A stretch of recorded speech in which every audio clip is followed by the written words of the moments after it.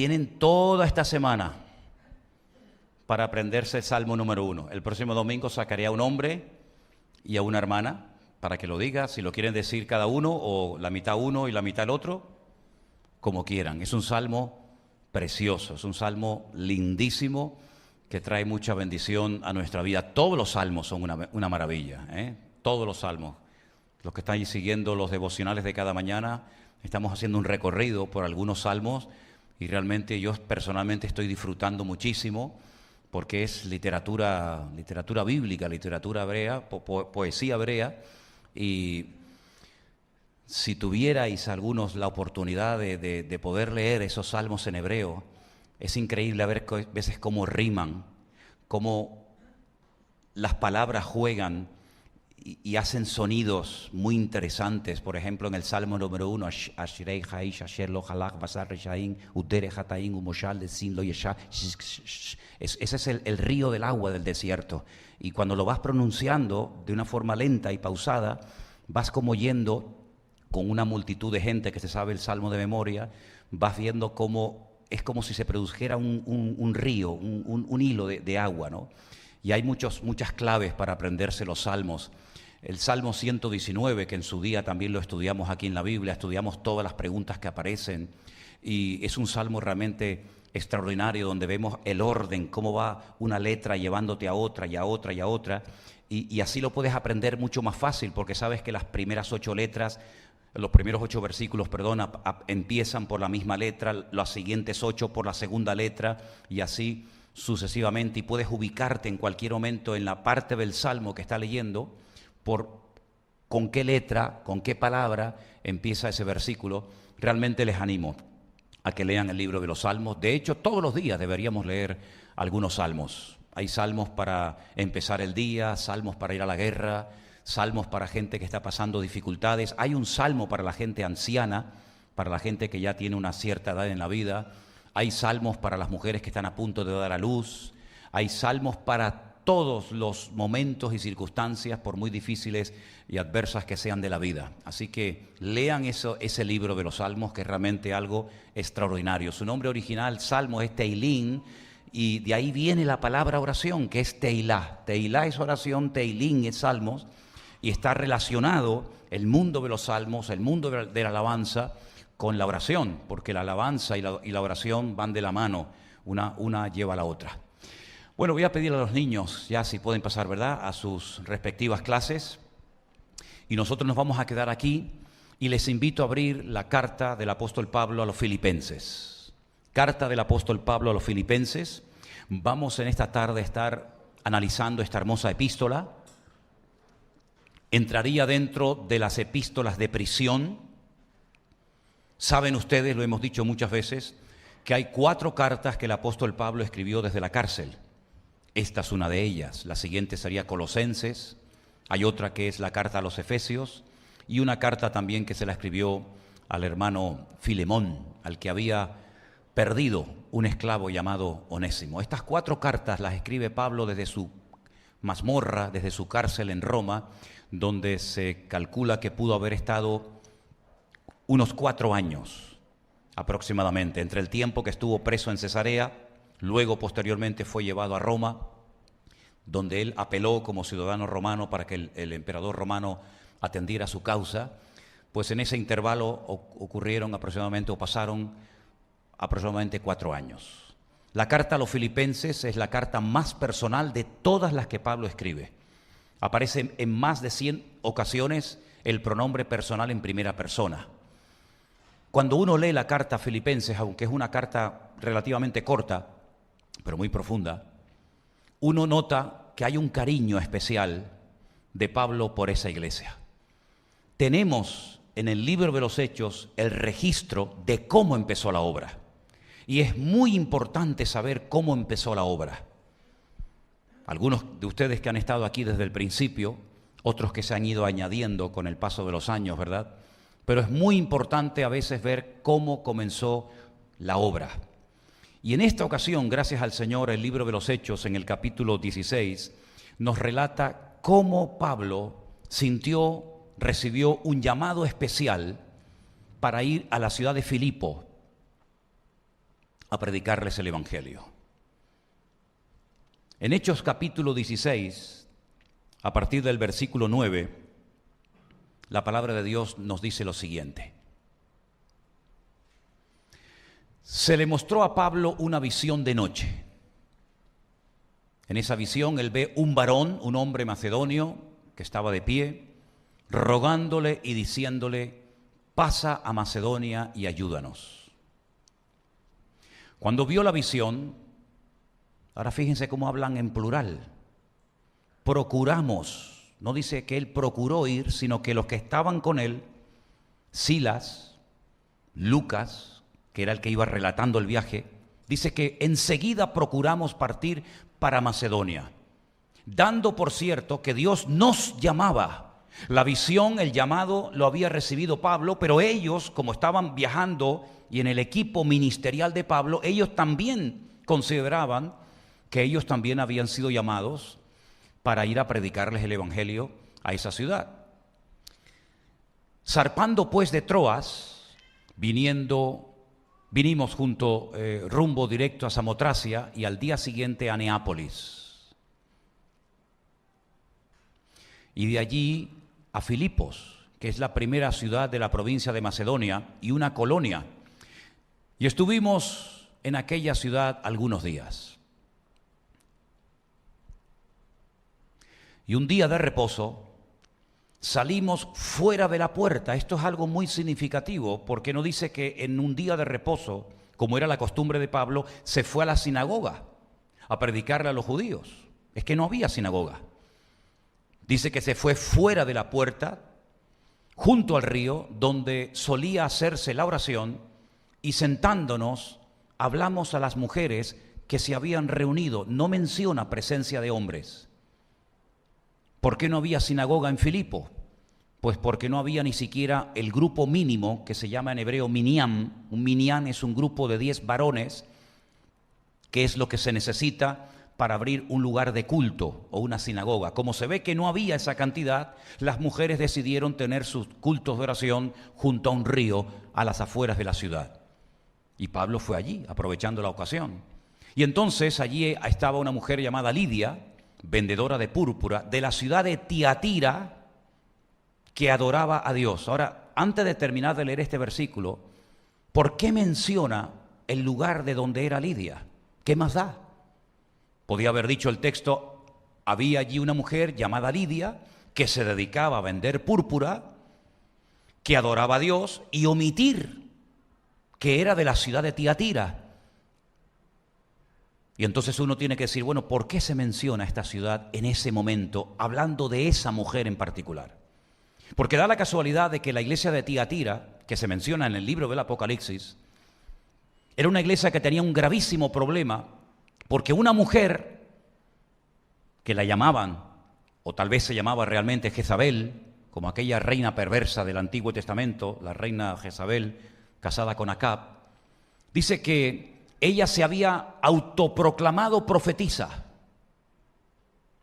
y comenzó a enseñar en la iglesia de Tiatira a los siervos de Dios a comer cosas sacrificadas a los ídolos, cosa que no se podía hacer.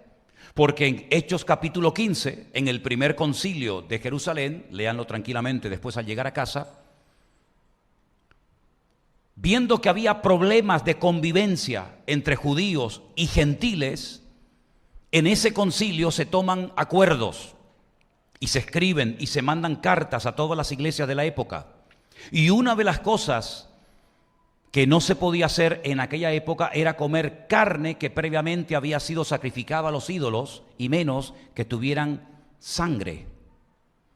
Pero esta mujer llamada Jezabel, que dice que ella era profetisa, le enseñaba a la gente a quebrantar esa norma interna en la iglesia, y no solamente, y no contenta con esto, dice que le enseñaba a los siervos de Dios a fornicar.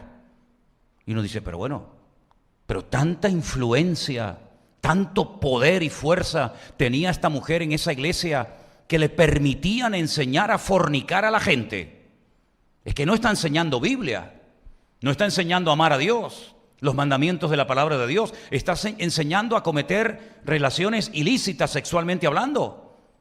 Y parece ser que al pastor o los ancianos le habían dado todo tipo de aval, todo tipo de libertad para que sedujera a los siervos de Dios a romper las normas de convivencia y a cometer fornicación. Y era esa mujer de Tiatira. Por eso tal vez Lucas, para que no nos quede el recuerdo de que la gente de Tiatira era gente mala y gente que no obedecían y amaban al Señor, tal vez por eso el Lucas, que es el que escribe este libro, dice que esta mujer era de Tiatira, como dando a entender de que allí también había mujeres buenas, y esta es una de ellas llamada Lidia, vendedora de púrpura, que adoraba a Dios. Tal vez se había convertido, tal vez había oído el evangelio en su ciudad, no lo sabemos.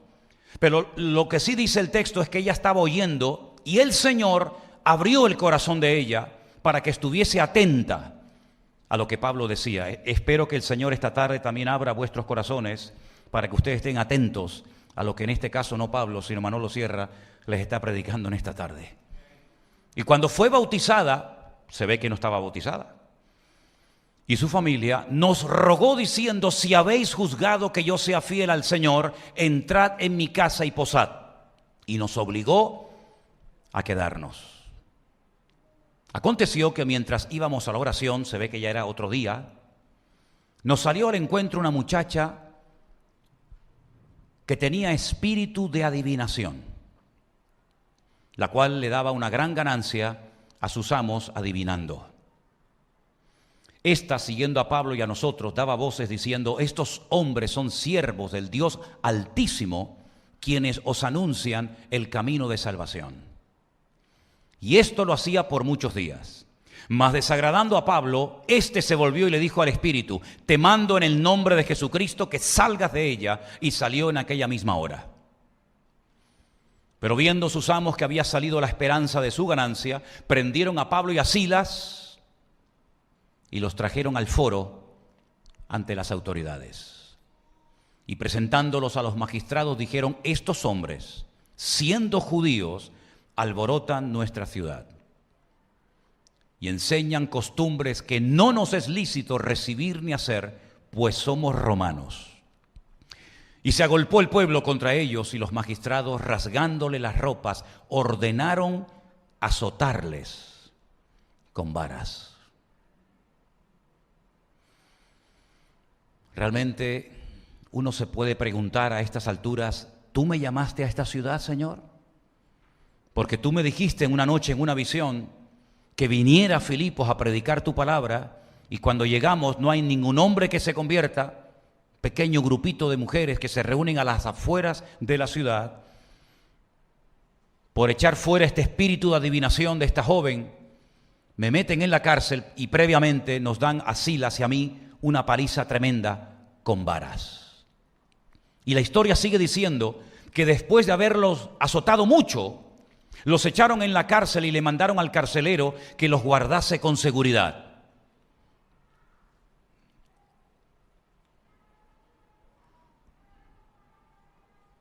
Hoy está lenta la lectura, ¿no? Yo voy al ritmo que me marcan. El cual, recibido este mandato, los metió en el calabozo de más adentro y les aseguró los pies en el cepo. Pero a medianoche, orando, Pablo y Silas cantaban himnos a Dios y los presos los oían. Qué tremendo, ¿eh? Qué maravilla. Entonces sobrevino de repente un gran terremoto, de tal manera que los cimientos de la cárcel se sacudían, y al instante se abrieron todas las puertas y las cadenas de todos se soltaron. Y es allí donde ocurre algo tremendo, porque dice que el carcelero se despierta y, viendo las puertas abiertas de la cárcel, sacó la espada y se iba a matar, pensando que los presos habían huido. Pero no había huido ninguno. Pablo, clamando a gran voz, dijo: no te hagas ningún mal, pues todos estamos aquí. Gloria a Dios, qué milagro, ¿eh? Abren las puertas a los presos para que vean cómo salen todos corriendo. Pero estaban más a gusto dentro de la cárcel, con la presencia del Señor, que fuera de la misma. Entonces, pidiendo luz, se precipitó adentro y temblando se postró a los pies de Pablo y de Silas. Y sacándolos les dijo: señores, ¿qué debo hacer para ser salvo? Y este es el mensaje, la predicación más corta del mundo. Cree en el Señor Jesucristo y serás salvo tú y tu casa. Y aclaro que esto no es una promesa genérica, sino esto es una palabra concreta, específica para ese hombre y esa familia en ese momento. No es una promesa, es una profecía, es una palabra que le dio el apóstol Pablo a este hombre. Le hablan la palabra del Señor a él y a todos los que estaban en su casa, y a continuación sigue diciendo la palabra que tomándolos en aquella misma hora de la noche, les lavó las heridas y enseguida se bautizó él con todos los suyos. Y así empieza en Filipo esta congregación, echando fuera al demonio de una joven con espíritu de adivinación, después de haber estado en la cárcel y haber sido azotados con varas y haber sido puestos los pies y las manos en el cepo, con un pequeño grupo de mujeres fieles que están junto al río oyendo la palabra de Dios. Así empezó la obra. Después, si seguimos leyendo el libro de los Hechos, vemos que Pablo y Silas, o Silvano, porque Silvano y Silas es la misma persona, siguen su viaje y se queda al frente de la congregación Lucas. ¿Cómo lo sabemos? Porque si ustedes siguen leyendo el libro de los Hechos, se van a dar cuenta de que ya él no se incluye en el relato bíblico, sino que durante 8 largos años Lucas se queda como pastor al frente de esa congregación. 10 años más tarde de los acontecimientos que hemos leído en esta noche, es decir, una década después de haber fundado de esta manera la iglesia en Filipo, es decir, a los filipenses, Pablo decide escribirles una carta desde la cárcel. Y esa carta, gracias a Dios, la tenemos entera en nuestras Biblias. Y es una carta donde él expresa amor por los filipenses. Es una carta donde él agradece a la congregación por haberse acordado de él en un momento durísimo por el que está pasando, que es en la cárcel y a punto de morir como un mártir de Cristo, y le mandan ofrendas, le mandan unas ofrendas, una ayuda económica para que él tenga algo para poder cubrir sus gastos mientras está allí en la cárcel. Y él escribe una carta y emplea la expresión olor fragante. Esto me ha llegado en el mejor momento. Sé que ustedes tenían el deseo de ayudarme económicamente para que yo pudiera tener mis necesidades cubiertas. No lo habíais podido hacer en el pasado, pero no os preocupéis, queridos hermanos, porque el Señor me ha enseñado cosas tremendas.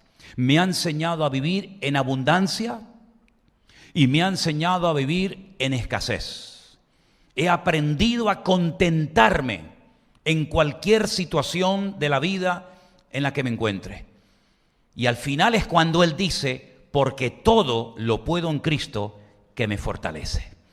Es decir, para poder decir con autoridad, todo lo puedo en Cristo que me fortalece, sería muy bueno que leyéramos los versículos que preceden al 4:13, porque es la escuela por la que Pablo tuvo que pasar. Escasez, dificultades, persecución, cárceles, azotes, murmuraciones, etcétera, etcétera. Y al final de esa escuela, al final de haber aprobado todos los exámenes con buena nota, es cuando por fin él puede decir, todo lo puedo en Cristo que me fortalece. Se entera de que la congregación, donde había muchas mujeres de muy buena posición social, hay algunas discrepancias y algunas peleas y algunas divisiones internas, y menciona nombres de 2 miembros, de 2 hermanas de la iglesia. Una de ellas era Evodia, la otra era Síntique, y desde la cárcel Pablo les escribe diciéndole, hermanas, os ruego por favor que se reconcilien, que se arreglen las cosas entre ustedes y que sean de un mismo sentir en el Señor. Ahora, dije al principio que es la carta más personal de todas las que Pablo escribe, pero analizando letra a letra, casi palabra por palabra, la carta a los filipenses, vamos a encontrar que hay 2 palabras que él continuamente está repitiendo a lo largo de la epístola. Vengan conmigo al capítulo 1 de Filipenses, y la primera palabra que vamos a encontrar es la palabra evangelio. Evangelio, la buena nueva, el mensaje de salvación. Y él comienza a utilizar esta palabra haciendo referencia a diferentes asuntos. capítulo 1, versículo 5. Él dice que está orando, dándole gracias al Señor por los hermanos de Filipo, y dice, y por vuestra comunión en el Evangelio, común, unión.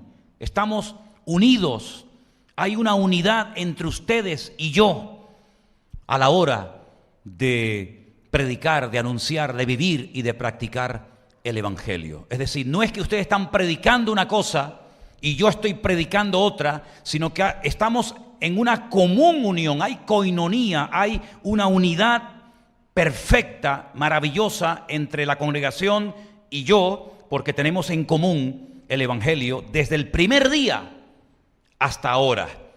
Es una iglesia que empezó de una forma muy sencilla, atípica, porque generalmente las iglesias no nacían de esta manera, pero Pablo valora lo poco, lo pequeño. Pablo no se queja, Pablo no dice, bueno, al fin y al cabo se han convertido muy pocas personas, no merece la pena que esté más tiempo aquí, sino que lo que vemos es que lo que empezó de una forma muy sencilla, muy humilde, casi pasando desapercibida, se constituye con el paso de los años en una iglesia poderosa, en una iglesia preciosa, y gracias al Señor tenemos esta carta en nuestras manos.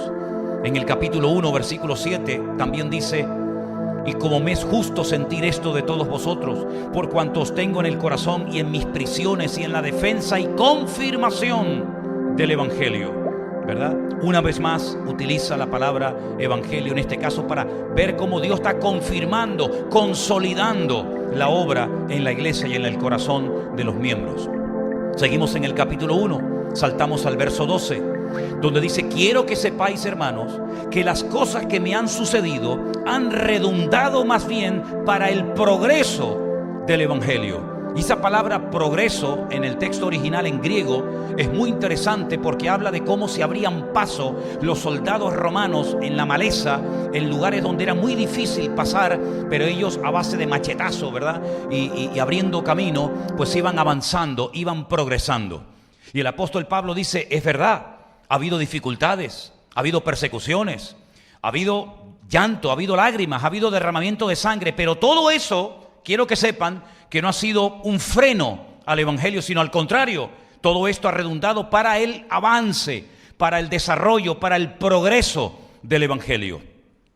En el capítulo 1, el verso 17, Pablo dice, pero los otros por amor, sabiendo que estoy puesto para la defensa del Evangelio. Le habían informado de que había personas que querían imitarlo, querían hacer lo que él hacía, predicar como él predicaba, viajar como él viajaba, por envidia, por celos, para hacerle, digamos, la competencia, por decirlo de alguna manera, y esto se lo habían dicho a Pablo, y Pablo dice, bueno, pues están predicando a Cristo, sí, ¿lo hacen por envidia? Sí, hermano, bueno, pues están predicando a Cristo, ¿por qué sigan predicando a Cristo? Ellos tendrán que rendir cuenta delante de Dios, a ver por qué ellos también quieren vivir y viajar y predicar y enseñar como yo. Aquí lo importante es que se está predicando el Evangelio, dice, y yo estoy puesto para la defensa del Evangelio. A veces hay momentos en los que Dios nos da oportunidad para proclamar el Evangelio, pero habrá muchos momentos en tu familia, en tus compañeros de trabajo, en la universidad, donde vives, donde te desenvuelves, donde tendrás que defender el Evangelio. Y dice la Biblia que tenemos que estar siempre preparados para defender, para presentar respuestas coherentes ante todo aquel que demande razón de la esperanza que hay en nosotros. Y Pablo sabía que no solamente él tenía la obligación y el deber de predicar el Evangelio. De hecho dijo, ay de mí, si no anuncio, si no proclamo y si no predico el Evangelio. Pero también sabía, y lo hizo muy bien desde la cárcel a través de sus epístolas, que a veces él tenía que defender y pelear a favor del Evangelio. En el capítulo 1, el versículo 27, vuelve otra vez a aparecer la palabra. Solamente que os comportéis como es digno del Evangelio. Usted puede proclamar el Evangelio, puede defender el Evangelio, puede creer en el Evangelio, pero la pregunta es, ¿y está viviendo dignamente conforme a las exigencias del Evangelio? No es a los filipenses, sino a los romanos, que en cierta ocasión Pablo les dice, yo no me avergüenzo del Evangelio, porque es poder de Dios, pero que nunca el Evangelio se tenga que avergonzar de nuestra conducta y de nuestro mal testimonio ante la sociedad. Pablo dice que tenemos que vivir dignamente conforme al Evangelio. Y al final del capítulo 1, verso 27, dice, por la fe del Evangelio. Claro que nosotros tenemos fe en el Evangelio, en la buena nueva, en la buena noticia de que Cristo vino, murió y resucitó y ascendió y volverá. Todo eso forma parte del Evangelio y de nuestra fe también en el Señor.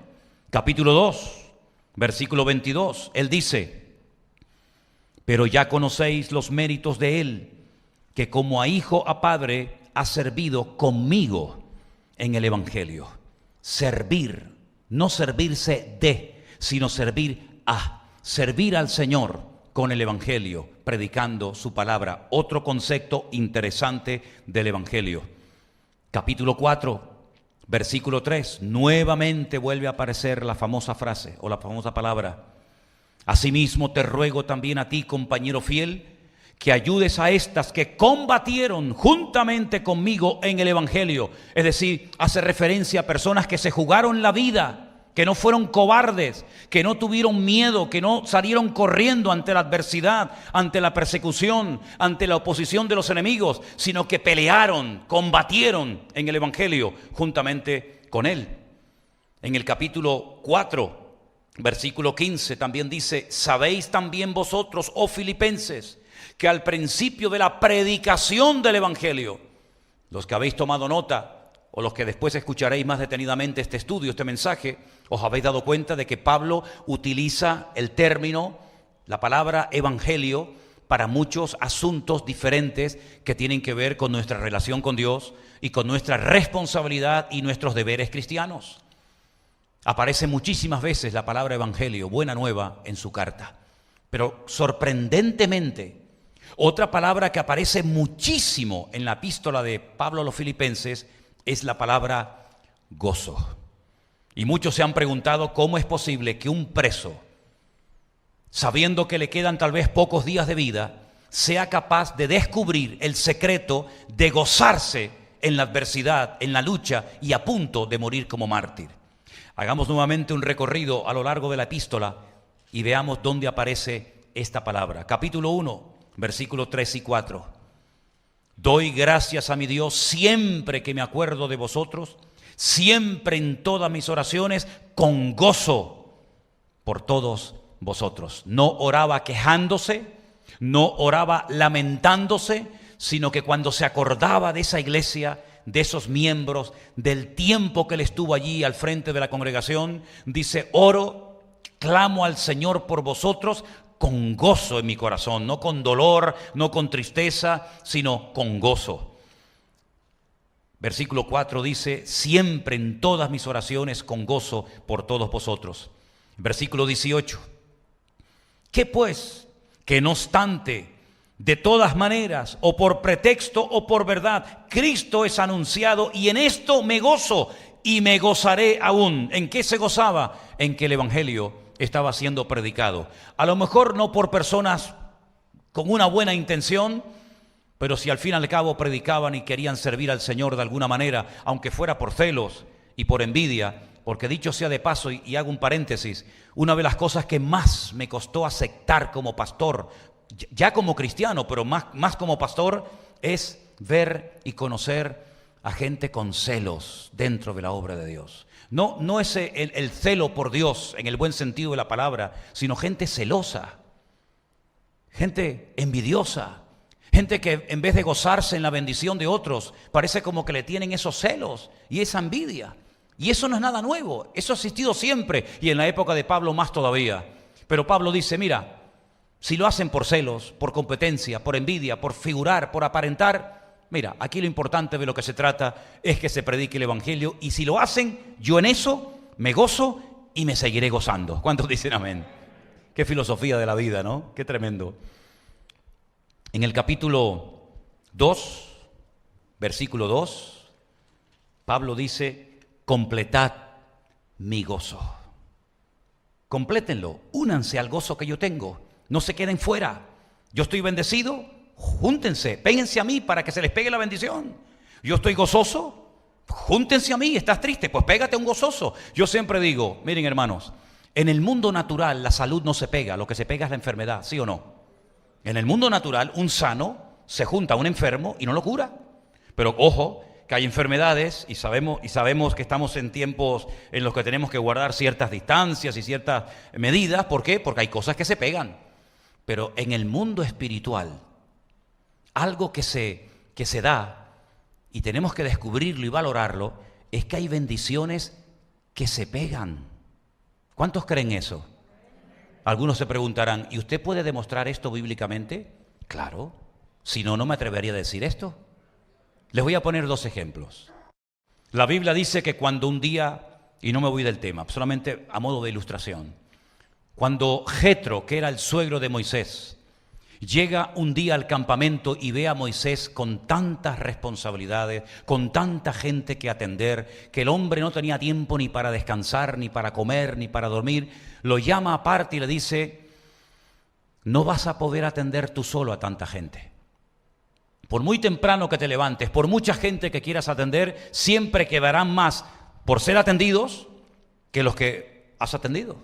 Por lo tanto, le dio un consejo y Moisés lo aceptó. Fue humilde y dijo, bueno, mi suegro me está dando un buen consejo. Y es que delegue a personas de confianza, pues la responsabilidad para que juntos trabajemos y hagamos un equipo, ¿verdad? Y ellos puedan atender gente y yo también, y así podemos atender a mucho más personas del pueblo. Dice que nombró a 70 varones. Fueron al tabernáculo, aquella carpa, aquel templo portátil que se usó durante años en el desierto, y dice que el Señor tomó del espíritu de Moisés y se lo pegó, se lo metió a ellos. Es decir, no eran 70 competidores, esto no era una pelea, un saco de gatos peleándose el unos contra el otro, sino eran personas que iban a tirar del mismo carro, con el mismo sentir, con la misma carga, con la misma pasión, con el mismo fuego que tenía Moisés en su corazón. Y si vamos al Nuevo Testamento, cuando el Señor Jesucristo le dice a sus discípulos, vayan a visitar las aldeas y preparen el terreno y anúncienle que dentro de poco iré a visitarles, dicen, cuando lleguen a alguna casa y no os quieran dar hospedaje, lo cual era casi obligatorio en aquella época y se valoraba mucho, si no os reciben en una casa, vuestra paz quedará con vosotros, se volverá a vosotros. Pero si en una casa os hospedan, coman lo que les pongan, aunque no les guste, cómanlo, no vayan saltando de una casa a otra, quédense allí, dice, vuestra paz reposará sobre los habitantes de ese hogar. Luego nosotros transmitimos no solamente la parte genética en la vida de nuestros hijos, sino que también nosotros transmitimos, queriendo sin querer, nuestro espíritu. Por eso yo digo, usted está triste, busca un hermano alegre y algo bueno se le pegará. Tal vez por eso el mundo inventó un refrán, no es bíblico, pero es del mundo y dice, ¿cómo dice? El que a buen árbol se arrima, buena sombra le cobija. De ese no me acordaba mucho, pero del bíblico sí me acuerdo. El bíblico dice, anda con sabios y sabio serás. ¿Cuántos dicen amén? ¿Usted quiere ser sabio? ¿Cuántos quieren ser sabios? Busque a uno que sea sabio y péguese a él, algo se le pegará. ¿Usted quiere ser una persona de fe? Péguese a uno que tenga mucha fe y algo se le pegará. Y por eso vemos en la palabra de Dios que el gozo del Señor, que es nuestra fortaleza, también es contagioso. Usted no ha estado en una reunión donde uno empieza a reírse y el otro no sabe de qué se están riendo y todos en la sala terminan riéndose y al final dicen, ¿pero qué se están riendo? No sé, pero nos hizo gracia. ¿Sí o no? Es como cuando hablamos de piojo. A todo el mundo le... Bueno, vamos a dejar eso. Filipenses 2:17. ¿Qué dice? Y aunque sea derramado en libación es el líquido, era la sangre que se recogía de los animales y se echaba, ¿verdad?, sobre los sacrificios. Aunque yo sea derramado, fíjate, aunque me saquen la sangre y la derramen sobre el sacrificio y servicio de vuestra fe, me gozo y me regocijo con todos vosotros. ¿Cuántos dicen amén? Pues claro, gozarse, si me sueltan de la cárcel, gloria a Dios, hacemos una fiesta. Pero no, yo me voy a gozar el día que cojan mi sangre y la derramen sobre un altar, sobre un sacrificio, como si yo fuera un animal. Ese día me gozaré y me regocijaré, y ustedes también tienen que gozarse juntamente conmigo. ¿Cuántos dicen amén? No, uno nada más. ¿Cuántos dicen amén? Es tremendo esto, ¿eh? Esto es tremendo. Está hablando un preso, un anciano condenado a muerte. Y miren cómo habla. Capítulo 4, es el último versículo, versículo 10. En gran manera me gocé en el Señor. Ahí está la clave, en el Señor. En gran manera me gocé en el Señor de que ya al fin habéis revivido vuestro cuidado de mí, de lo cual también estabais solícitos, pero os faltaba la oportunidad. Es decir, en esta carta, Pablo le enseña a los filipenses que él, que es el que peor lo está pasando, que está, entre comillas, privado de libertad, tiene más gozo que toda la iglesia en peso. Es decir, ustedes no tienen que estar preocupados por mí. Ustedes no tienen que estar tristes por mí, porque yo me estoy gozando aquí adentro como ustedes ni se imaginan, porque el Evangelio está siendo predicado, porque el Evangelio ha sido confirmado entre ustedes, porque el Evangelio lo están llevando a la práctica hasta las últimas consecuencias. Y como parte del Evangelio, si yo tengo que morir como si fuera un animal, derramando la última gota de mi sangre, en ese momento me seguiré gozando en el Señor. Y quiero que ustedes también se gocen juntamente conmigo. ¿Cuántos dicen amén? Es tremendo, es una carta realmente extraordinaria, es un manual práctico para vivir una vida cristiana victoriosa. Y esto sí me lo acabo de inventar ahora mismo. El libro de Filipenses es un manual práctico para vivir una vida cristiana victoriosa. ¿Usted quiere vivir una vida victoriosa o una vida mediocre?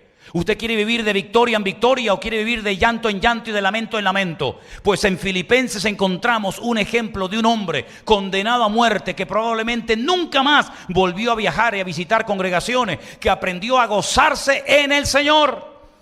Y como Pablo no escribía las cartas, sino que las dictaba, a los teólogos les ha llamado mucho la atención cuando el apóstol Pablo le está dictando a Silas la carta, y en el capítulo 4 encontramos lo siguiente. Pablo está dictando, seguramente caminando por la celda de un lugar a otro. El Espíritu Santo lo está inspirando, él escribe esto, escribe lo otro, y di esto, y no, eso no, bórralo, y escribe esto. Y hay un momento en la carta en el que Pablo le dicta a Silas y le dice, escribe. Capítulo 4, verso 4. Regocijaos en el Señor siempre. Y me imagino que el que estaba escribiendo la carta se la habrá quedado mirando diciendo, ¿qué? Y le dice, ¿qué dice el versículo? Otra vez te digo, regocijaos. No pongas cara de bobo, pon lo que te he dicho. Regocijaos. Si fueran argentinos sería doblemente gozarse, ¿no? Es no sé qué, ¿no? Gócense, gócense, gócense, no importa. No se dan cuenta que yo, que estoy condenado a muerte, que no voy a salir de aquí, que estoy pasando frío y calamidades y privaciones, no se dan cuenta que el hombre más gozoso del mundo soy yo. ¿Cuánto más ustedes, hermanos, que van a recibir esta carta? Así que regocijaos en el Señor siempre. No dice de vez en cuando. Cuando hay dinero, regocíjense y hagan fiesta y maten el becerro gordo. No, no, no. Regocijaos en el Señor siempre. Pero es que ya no estoy ganando tanto como antes. Pues aprende a gozarte ahora, porque si no aprendes a gozarte ahora, la lección va a durar todo el tiempo que ni te imaginas. ¿Por qué? Porque ¿cuántas veces se tiene que presentar a un examen una persona que lo suspende? ¿Cuántas veces? Pues hasta que lo apruebe. Hay algunos que el carnet de conducir lo aprobamos a la primera. ¿Cuántos de los que están aquí aprobaron el carnet teórico y práctico a la primera? Levanten la mano. El de la moto, el del coche, yo todo lo aprobé a la primera. Pero hay algunos que a la segunda. A ver, ¿alguien aprobó a la segunda? Algunos. ¿A la tercera? Algunos. ¿A la cuarta? Algunos. ¿A la décima? Bueno, déjelo ya. Vas a tener que presentarte y una vez y otra vez y otra vez y otra vez hasta que apruebes. En el sentido espiritual exactamente igual. Ya has aprobado la lección de gozarte en la abundancia. 10, aprobado. Matrícula de honor. Vale, vamos a la otra asignatura. Ahora voy a enseñarte a gozarte en la adversidad. Has suspendido el examen. Te has quejado, has estado con lloriqueo, has estado con una mala actitud. Mañana otra vez. Y otra semana otra vez igual. O peor que la anterior. ¿Y por qué tengo que repetir lo mismo? Porque no has aprobado el examen. Cuando apruebes el examen, ya verás que esa prueba se va y probablemente el Señor te enviará otra. Pero esa es la forma como Dios está tratando a la iglesia en el último año que estamos viviendo. Nos está mandando una serie de pruebas. A todos, a todos. Y nos ha metido a todos en el mismo saco. Y a unos aprueban, otros suspenden, unos repiten. Pero lo que está bien claro es que el Señor lo que está tratando a través de esta hermosísima carta es inspirar a la iglesia de los filipenses y a nosotros, por supuesto también, para que aprendamos a gozarnos en la adversidad, en las pruebas, en las dificultades, porque por muchas pruebas que estemos pasando, ninguna se puede comparar a la que Pablo en este momento estaba experimentando. Estaba en una mazmorra, en una cárcel. A veces hemos visto en algunos documentales de televisión presos que se han construido su propia cárcel, y aquello más que cárceles parecían jaulas de oro. Parecían palacios, no le faltaba absolutamente de nada. Pero Pablo no está en una cárcel de oro con WhatsApp, con Facebook, con YouTube, con visitas, con buena comida. No, Pablo incluso cuando le escribe a Timoteo le dice: ven pronto porque el invierno va a empezar y me dejé el capote en casa de Carpo, tráemelo porque me estoy congelando de frío. Y tráeme los pergaminos, y tráeme esto, y tráeme lo otro. ¿Por qué? Porque él está pasando dificultades humanamente hablando, pero en medio de esas dificultades escribe 4 cartas espectaculares, y una de ellas es esta. Y yo doy gloria a Dios que el Señor permitió que esta carta nos llegara a nosotros hoy en día. Estuvo desde el año 46 hasta el 56, una década entera aproximadamente, predicando el Evangelio, tratando de llevar el Evangelio a los gentiles, tratando de llevar almas a los pies de Cristo, gente de otro contexto cultural, de otras religiones, de otras prácticas, etc. Y llegó el momento en el que el Señor permitió que lo encerraran, lo protegió durante años, viajó por todo el mundo entero de su época, pero llegó un momento que los últimos 4 años de su vida no salió ni de aquí a la esquina.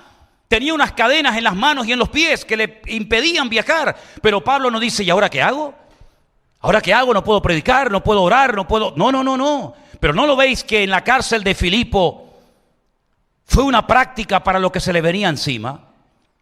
¿No dice la Biblia que en Filipo fue donde lo encadenaron, pusieron sus manos, su cabeza y sus pies en el cepo? Y allí aprendió a cantar a medianoche con sus espaldas destrozadas y los presos le se oían. Eso fue una preparación para lo que le vendría 10 años después, cuando finalmente acabara con su vida como si fuera un sacrificio sobre un altar. Pero él ya había aprendido a gozarse en la adversidad. Y todas las pruebas que hemos estado pasando en los últimos tiempos, en los últimos años o meses o días, nos han estado preparando para llegar hasta aquí, hoy y ahora. Y el Señor lo que quiere es fortalecernos en la fe. El Señor lo que quiere es que aprendamos a estar por encima de las circunstancias. Las aguas, las olas, los vientos que le daban miedo a los discípulos, a Cristo le permitieron demostrar su poder. Mientras ellos veían que las olas entraban dentro de la barca, y mientras Pedro se hundía viendo el viento, el Señor caminaba por encima de todo aquello para demostrarles que lo que a ustedes les da miedo, lo que a ustedes les paraliza la fe, a mí me permite caminar por encima de eso y demostrarles mi poder, mi autoridad y mi gloria. Y cuando entra en la barca y se calma todo, le dice: eso es lo que ustedes tienen que aprender. Porque es muy fácil ir cantando alabanzas y coros mientras la barca va en un mar tranquilo. Pero yo les he enseñado que se puede caminar por encima de las aguas si ustedes quieren. Solamente se atrevió uno a hacerlo. Pero si todos se hubieran atrevido a decir: Señor, queremos caminar hoy contigo por encima de las aguas. Pedro, Juan, Santiago, Tomás, Bartolomé, Felipe, todos hubieran podido caminar por encima de las aguas en tempestad del mar de Galilea. Pero solamente uno se atrevió. Y hermanos, nosotros hoy en día tenemos la oportunidad de demostrarle con la práctica nuestra fe a nuestro Dios. ¿Cuántos dicen amén? Finalmente en la carta, el apóstol Pablo, una de las cosas que dice en el versículo 19, 4:19, es que mi Dios suplirá todo lo que os falta conforme a sus riquezas en gloria en Cristo Jesús.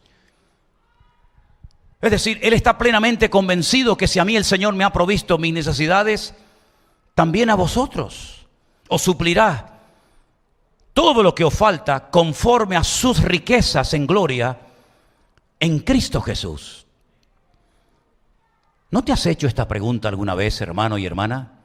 ¿Cómo es posible que en una misma iglesia haya gente que le sobra y a otros que le falte? ¿Cómo es posible que unos estén gozosos y otros tristes? Que unos estén, digamos, en un nivel óptimo en cuanto a su fe y su comunión con Dios, y otros estén ahí medio titubeando. Pues yo pienso que sería muy bueno preguntarle a los que están fuertes en la fe y a los que han aprendido a gozarse en la adversidad, pienso que sería muy bueno